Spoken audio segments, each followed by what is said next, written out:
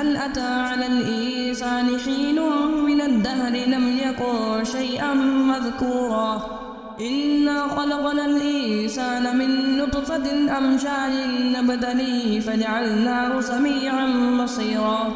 إنا هديناه السبيل إما شاكرا وإما كفورا إنا أعتدنا للكافرين سلاسل وأغلالا وسعيرا إن الأبرار يشربون من كأس كان مزاجها كافورا عينا يشرب بها عباد الله يفجرونها تفجيرا يوفون بالنذر ويخافون يوما كان شره مستطيرا ويطعمون الطعام على حبه مسكينا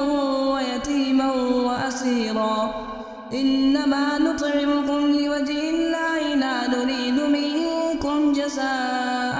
ولا شكورا إنا نخاف من ربنا يوما عبوسا قمطريرا فوقاهم الله شر ذلك اليوم ولقاهم نذرة وسرورا وجزاهم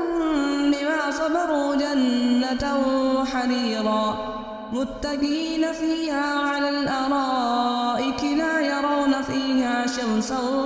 ولا زمهريرا ودانية عليهم ظلالها وظللت قطوفها تذليلا